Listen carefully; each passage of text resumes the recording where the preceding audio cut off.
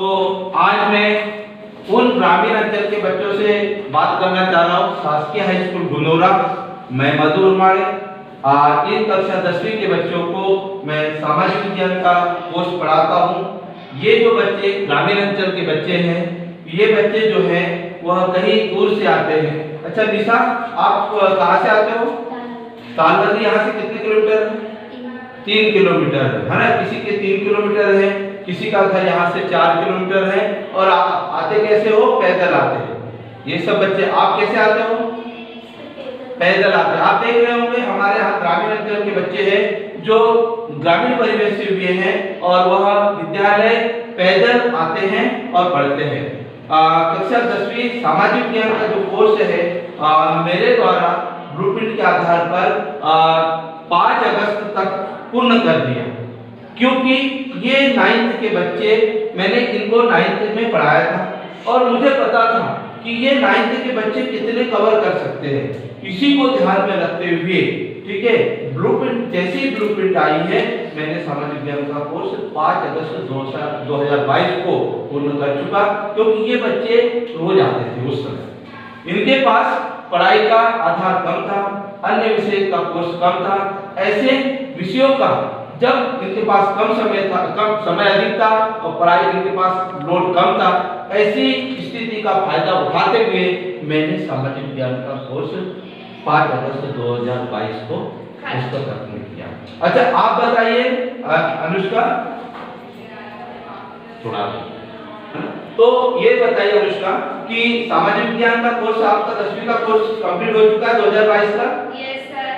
Yes sir. कैसे आपने complete किया? हमारे सर ने बोर्ड के ब्लूप्रिंट के हिसाब से अंकों का बंटवारा कर दिया, जिसमें 2 अंक की सूची, 3 अंक की सूची और 4 अंकों की सूची बनाकर हमको पूरा समझा दिया।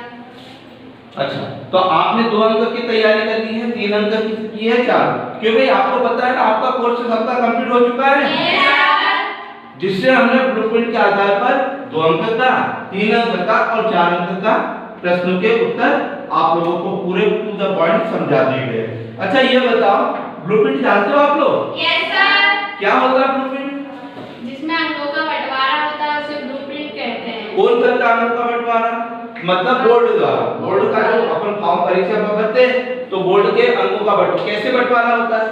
जैसे पहला अध्याय है संचालन एवं विकास, उसमें 4 अंक के आ रहे हैं, उसमें 2 अंक के 2 प्रश्न आ रहे हैं, तो उसमें हमने मतलब 2 अंक नहीं पढ़े हैं। गुड, यानी इनका कहना है कि 4 जैसे भारत संसाधन और विकास 2 अंक वाले 2 प्रश्न आ रहे हैं, तो हम क्यों ना 2 अंक की तैयारी करें?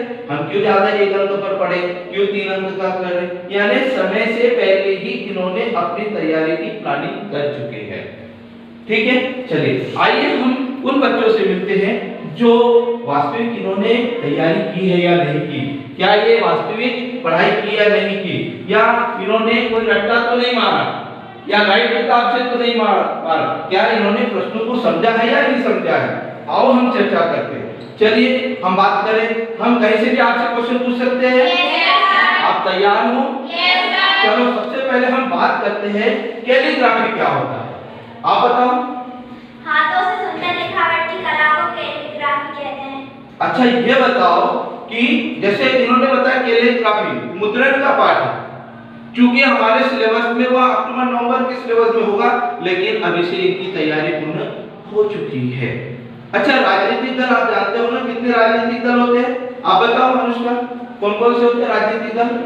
राजनीतिक दल 3 प्रकार के। कौन-कौन से दलों के नाम बताओ राजनीतिक दल? जैसे भारतीय जनता पार्टी और कौन-कौन से? और बीजेपी। हाँ, कांग्रेस पार्टी, जनता पार्टी और बहुजन समाज पार्टी। ठीक है, अच्छा ये हो गया। अच्छा ये बताओ हरित क्रांति किसे कहते हैं, आप बताओ। हरित क्रांति का सामान्य कृषि है जिसमें बीज उर्वरक उत्पादन कर अधिक उत्पादन करते हैं, उसे हरित। अच्छा हरित क्रांति का संबंध कौन सी फसल से है? गेहूं से। चलिए गुड। अच्छा ये बताओ काली मिट्टी वाले राज्य, आपको पता है काली मिट्टी वाले राज्य कौन-कौन से हैं? कौन-कौन से हैं? हाँ, मध्य प्रदेश, महाराष्ट्र और गुजरात। काली मिट्टी। अच्छा काली मिट्टी की विशेषता भी देखी होगी, है ना? आप बताते हैं काली मिट्टी क्या विशेषता है? हाँ, गर्मियों में दरार पड़ जाती है और जल अधिक सोखती है और क्या होता है, कपास के लिए उपयोगी होता है। देखिए आप 2 अंक के प्रश्न हमारे बच्चे आप कहीं से भी पूछ सकते हो।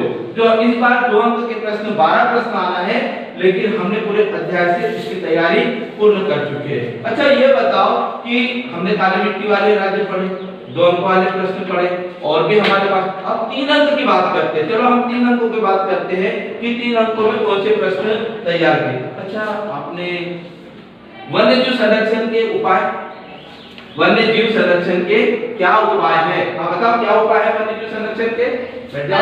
वन्य जीव संरक्षण के ये उपाय है, पेड़ों को नहीं काटना चाहिए, शिकार पर कानूनन अवरोध लगाना चाहिए, और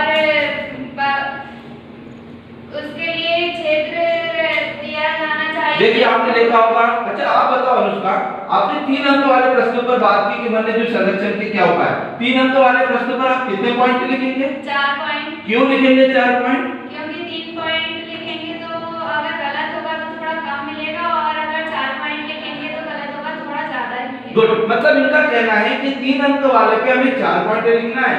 यदि हम पॉइंट यदि धोखे से 1 पॉइंट भी गलत होता है तो हमें पूरे 3 के 3 अंक मिलेंगे, जिससे हमारे सामाजिक विज्ञान का स्कोर अधिक होगा बोर्ड में। अच्छा हम बात करते हैं, चलो अब कोई भी एक प्रश्न और पूछ ले कि ये मुझे बताइए कि बैंक कर्जदार को बैंक ऋण क्यों नहीं देती, है ना? कर्जदार को बैंक कर्ज क्यों नहीं देती, किस कारण से नहीं देती होगी? आप बताओ किस कारण से नहीं देती होगी?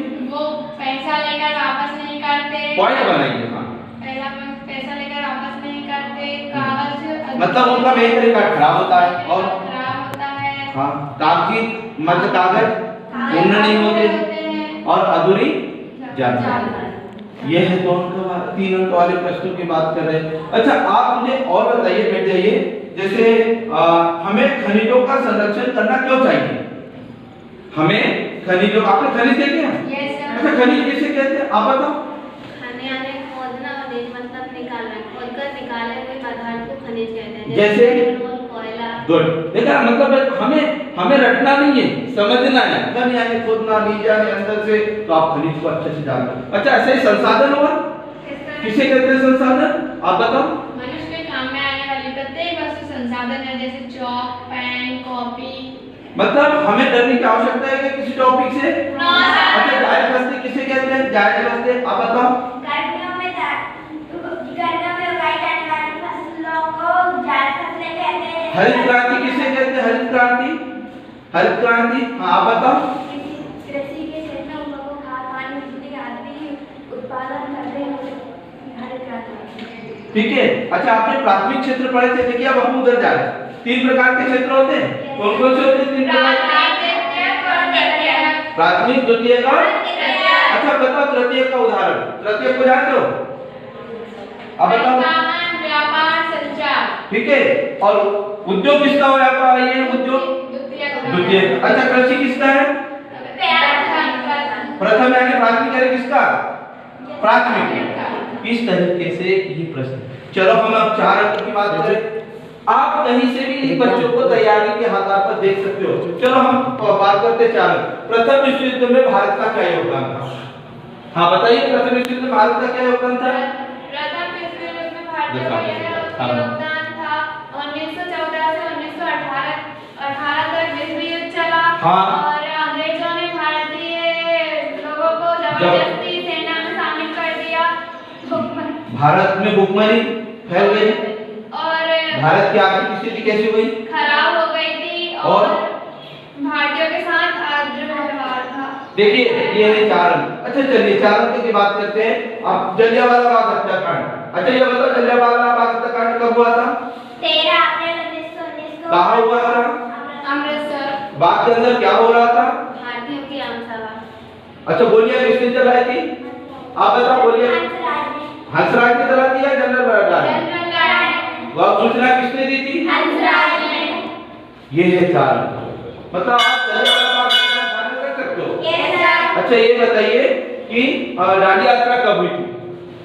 हाँ कब हुई थी दांडी यात्रा? 12 मार्च 1930 को। क्या किया था दांडी यात्रा में? अंग्रेजों ने नमक पर पाबंदी लगा दी थी, तो गांधी जी ने अमृत को साबरमती आश्रम से दांडी तक पैदल चलकर यात्रा निकाली थी। फिर दाढ़ी पे जाके क्या किया था उन्होंने? उन्होंने समुद्र के पानी से नमक बनाया था, खारे पानी से। तो ये है हमारे 4 अंक के प्रश्न। आप देख सकते हो कि ऐसे ही बच्चे हमारे 4 अंक के प्रश्न सामाजिक विज्ञान की ओर से, क्यों यदि मैं अभी आपको वार्षिक का पेपर दूं तो आप सब उत्तीर्ण हो जाएंगे? Yes sir. तैयार हो? Yes sir. मतलब हमारा पूर्ण काम हो चुका है। तो आप लोगों का हम ये इस कहते हैं कि ग्रामीण परिवेश की पढ़ाई अच्छी नहीं होती है, क्या आप प्राइवेट स्कूल के किसी भी बच्चों को हरा सकते हो? Yes sir. तैयार हो? Yes sir. तो बहुत बहुत धन्यवाद आप लोगों का। आप ऐसे तैयार कीजिए। साथ में आप देख रहे होंगे पीछे 1 अंक की तैयारी के लिए हमने क्या किया है? ऑब्जेक्टिव। आप पूरा फ्लेक्स देख सकते हो। इस फ्लेक्स में 150 ऑब्जेक्टिव है और इस बार 30 ऑब्जेक्टिव आना है। तो यदि आप 30 अंक के अच्छा ऑब्जेक्टिव के लिए आप क्या करते हो? वो कितने ऑब्जेक्टिव याद करते हो? 50। यदि हम 50 50 10 10 20 20 भी याद करें तब भी हम 15 दिन में ऑब्जेक्टिव पूरे खत्म कर देंगे। ठीक है। अच्छा ऑब्जेक्टिव आपने याद किए ही होंगे। Yes sir. कुछ ऑब्जेक्टिव आपको याद होंगे, जैसे मान लो काली मिट्टी वाला राज्य कौन से है? गुजरात, महाराष्ट्र, सूर्यनुमा खेती कहाँ होती है? उत्तराखंड। ठीक है। अच्छा ये बताओ मतलब भारतीय सिरों का आवास क्षेत्र क्या है? गुजरात गिर क्षेत्र। प्रथम विश्व युद्ध कब हुआ था? इस तरीके से हमारे ऑब्जेक्टिव पूर्ण होते हैं। तो ये थे ग्रामीण अंचल के गुनोरा के बच्चे जिन्होंने सामाजिक विज्ञान की तैयारी पूर्ण कर चुकी है। धन्यवाद।